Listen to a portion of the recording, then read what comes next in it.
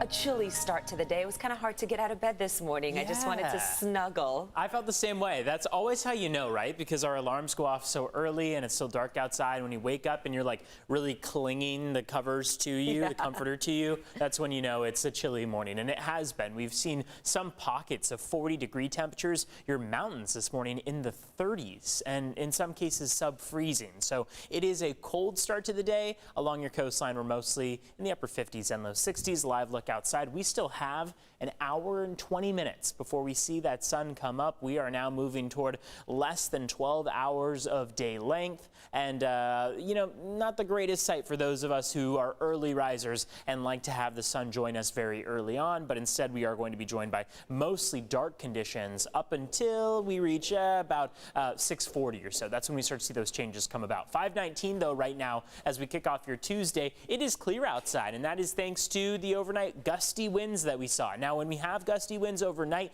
they do a good job of stopping the development of the fog and low-level cloud cover, including the marine layer. And you can see how over the last couple hours from San Diego, North County, all the way down south, we are clear, calm, dry. And then moving up the coast, you see around Orange County, Temecula area, we actually have a few showers that have popped up. Looking at watches, warnings, and advisories, yesterday was a very, very active day. Today, things have calmed down tremendously. We only have one thing to mention as far as watches, warnings, and advisories go.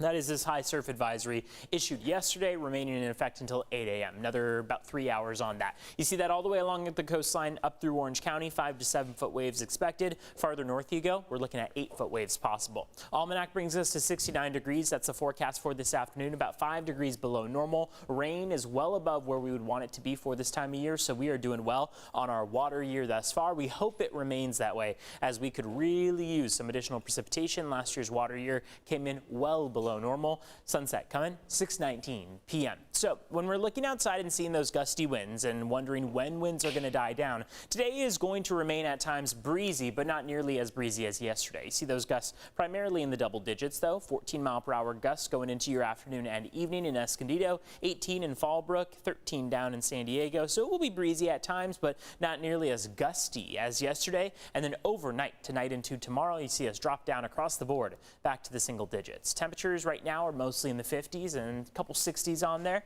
Partly cloudy skies to note as you head out the door, but we are going to see quite a bit of the sun once it does start to peek through. Temperatures this afternoon for your forecast highs are not all that much warmer this afternoon, about 5-10 degrees below normal. So upper 60s along the coast, mid 60s as you head farther inland. Mountains capping out in the mid 50s for this afternoon.